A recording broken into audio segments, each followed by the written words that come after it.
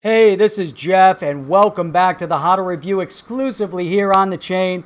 Today, we are going to be talking about world-changing money, world-changing events, world-changing technology with Ripple XRP because that's exactly what they are doing. They're rebranding, they're refocused, but their mission is still the same, moving money across borders, whether it's a financial institution or a small and medium-sized enterprise. There is so much to go into to talk about, but that's our focus today.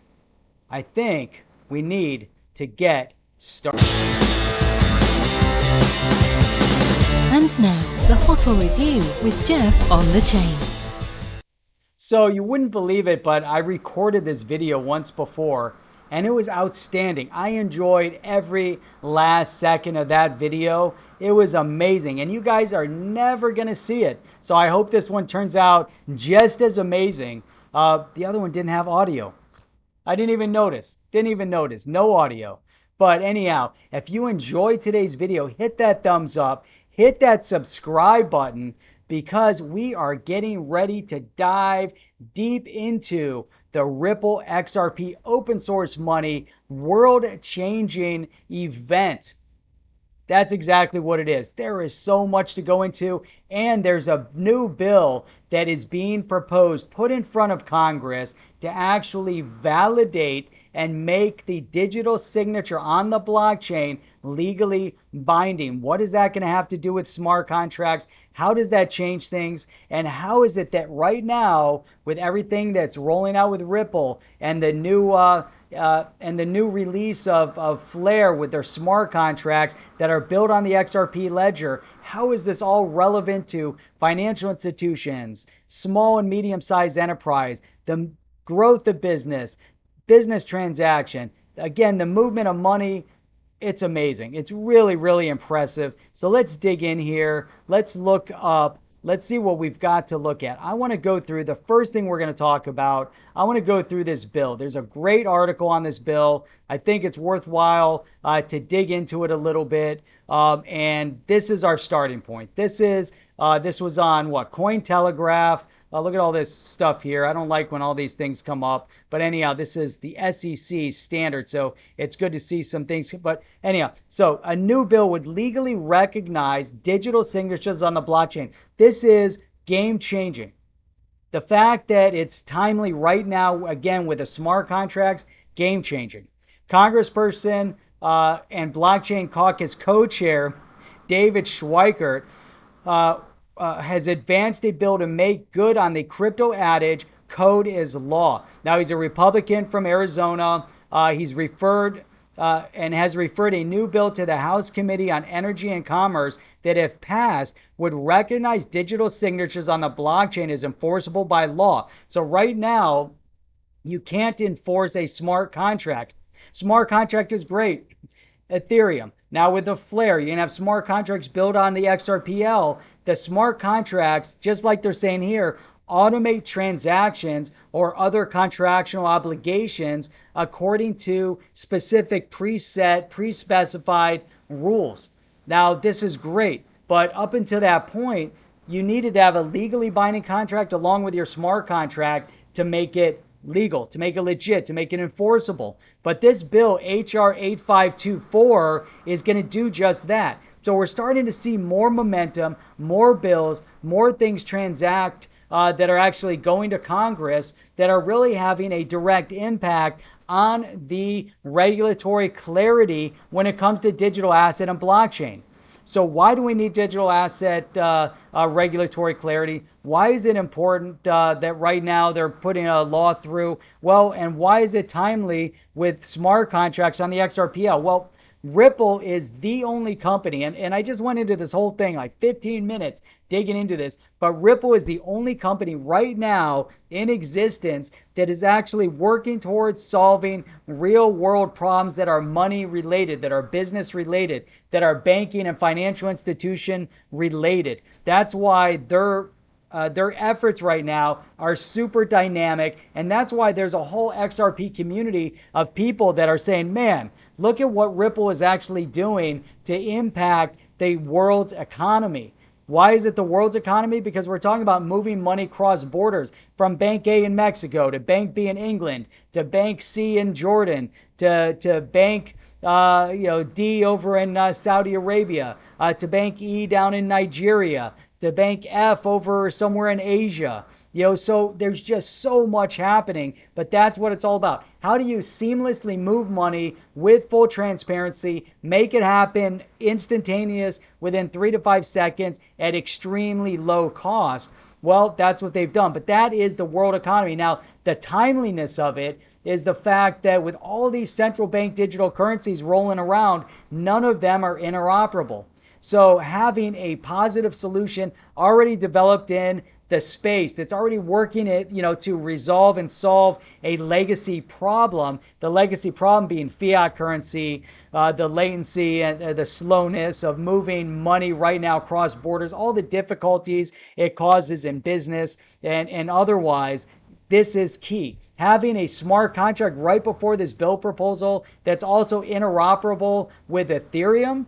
I mean, come on. How amazing is that to have this full solution? So now you have something that the movement of money is built on. Ethereum isn't built on the movement of money. Ethereum has a smart contract where you can build on the Ethereum network in general. You can build other ERC20 tokens, and yes, you can create the digital assets and some other solutions. It's pretty amazing, but it's still slow. It's costly. The gas cost is really, really high to complete these contracts, to do a lot of what you want to do.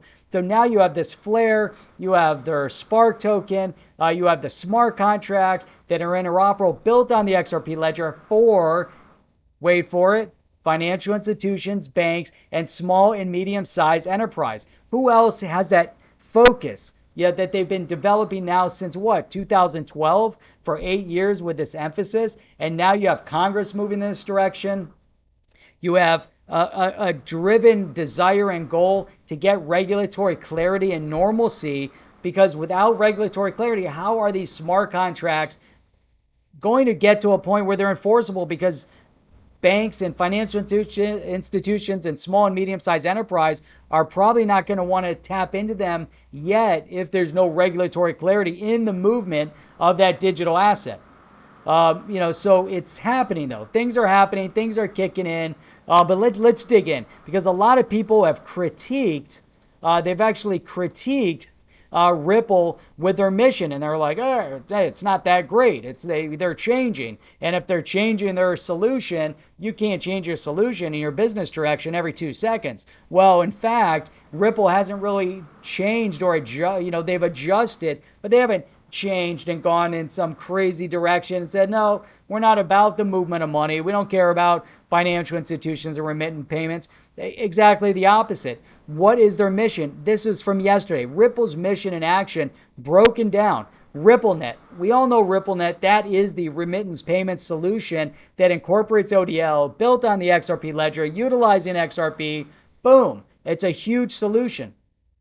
Now, RippleX, what is RippleX? RippleX sounds something it's strong, you have perseverance. It looks like something that's going to lead the way. It's a nice branding, brand recognition. RippleX. What is that replacing? It's replacing Spring. Now, Spring seems, it's kind of new. It's kind of techy. Maybe it's not. It's hard to pronounce when you see it. Is it X Spring? Is it Spring? Is Spring with an S? Is it with an X? No, RippleX. Boom. It's bold. It's showing a direction. It's very understandable. It's firm. And here, what is this? What do they want to do? They're key. And even with Spring, nobody really understood. But it's amazing because and this is the statement right here. By providing resources and tools, RippleX, formerly Spring, along with the broader XRP community, are moving the needle to build trust, utility, and liquidity in the digital asset XRP.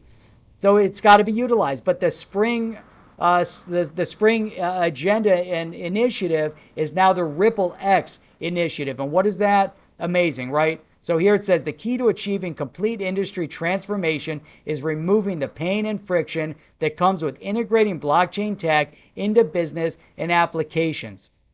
So the characteristics of XRP and XRP Ledger: superior speed, low cost, scalability, sustainability, allowing developers and entrepreneurs to seamlessly transform existing applications and unlock entirely new user experience across payments, identity, foreign exchange, digital media, etc. I like this direction. I like the new branding, and they even said new faces, refresh brand, bolder ideas. That's what you need. Now, they had another initiative that was called Ripple for Good. Ripple for Good partners with mission-driven organizations to create greater economic fairness and opportunity through research, education, and philanthropy. So they're donating, they're educating, they're helping find more information, but they changed it. Ripple for Good sounds nice. Ripple Impact. They're there to change. They want to have an impact on history, on blockchain history. Ripple Impact wants to have an impact on educating congressional representatives on the significance of digital asset payments and normalizing the regulation, so that you can adapt and adopt digital asset through blockchain tech into common everyday practice of moving money. Hence, the bill that we just talked about, the bill we referenced earlier from David Schweikert, which is HR, what did I say it was? HR something, HR 8354, HR 8524, but you can see the significance. You can see the development there, right? So then here, now RippleX, what else are they doing? RippleX is the future of money, right? The future of money. The future of money is open. Unlocking the internet of value through the open developer platform. So allowing companies to develop on the XRPL. I mean, this is amazing. It really is impressive, right? RippleX enables developers and their users to send and receive payments across any currency, network, and geography. RippleX is built on the principle that success of the blockchain industry and realizing the internet of value, money, banking, financial institutions, business, small, medium-sized enterprise, you guys get it, right?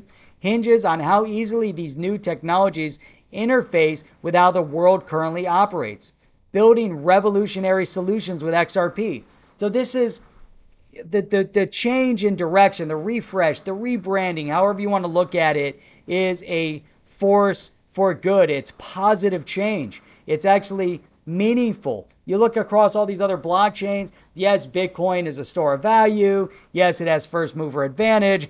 Yes, they're rolling out an initiative with Darren Soto to actually give $50, donate $50 worth of Bitcoin to every congressional representative to get them to actually use Bitcoin and understand it. That's a starting point. But here, XRP, XRPL, RippleNet, ODL, RippleX, Ripple Impact, it's all driven towards the same initiative that is world changing in terms of the global economy. I mean, how else can you phrase this, right? So here you have the benefits of XRP. Fast, 3 to 5 seconds to settle. Low cost, 0.00020002 cents per transaction. I mean, that's amazing. 1,500 transactions per second. Are there more? Is it scalable? Visa's what, 40, 50,000? Do they need to get up there? I believe that in their technology, it's capable and plausible to expand it rapidly. Sustainable. It's environmentally sustainable. It's the transaction cost is low. The speed is fast. The energy consumption is low. That's one of the biggest concerns about Bitcoin, is that the energy consumption for one Bitcoin transaction is massive. Massive. Right? So the protocols, we just referenced them, the XRP and XRP Ledger, Interledger, PayID. I mean, how amazing is this? All of these solutions being brought in. Again, what is the focus? Small, medium-sized enterprise, financial institutions, banks. What else goes on in the world other than that? I mean, come on, right? It's all about development, business. Business transactions need legal contract, Flare. So you got the smart contract, or you can use Ethereum. The Flare smart contract is interoperable with Ethereum because there's going to be other platforms using the Ethereum smart contract. So you have different different companies, different banks, different financial institutions. They have their platform. You need interoperability. So if my platform uses the XRPL because of Flare and your platform uses Ethereum, well, our platforms need to communicate. Well, Ethereum isn't interoperable. It doesn't communicate. But the XRP ledger is interoperable. It creates interoperability across all platforms, right? So it's really awe-inspiring when you see all the CBDCs and this talk of digital asset or digital currencies popping up. Silos, they're all silos. So even though you have all these, you still need the interoperability. You need flow of money movement. Yes, you have R3. Yes, you have you have GPI through Swift that's dragging its feet. It's years out yet. You have all these other initiatives, but Ripple's initiative here, this is a full solution. Again, this is open source XRPL to allow other platforms that want to focus on movement of money, the internet of value. Right? The internet of value, not the internet of things. The internet of value is all about moving money. That's it. So now if you go back to June, staying the course in remittance and SME payments. So there's been a lot of conversation from the naysayers that say, well, Ripple is changing their direction, changing their branding. Well, you know what? If you're focused on X, and X looks really, really good, remittance payments, financial institutions and banks, looks awesome. But part of your strategy may have included Y and Z, might not have. But as you progress through the time, you start seeing all these other opportunities that can spring off of it. You get it? But, Ripple X off of it. So let's say you get to a point and you can Ripple X off your XRPL and your RippleNet. Now you're going to Ripple X off or spring off. And you're going to start seeing your Y and your Z, and you're like, oh my God, we can still focus on small and medium-sized exchange, enterprise. We can still do this PayID thing over here of what they're trying to do to simplify, movement of money. And then we can look at the smart contracts with Flare, and we can help and support and educate through Ripple Impact.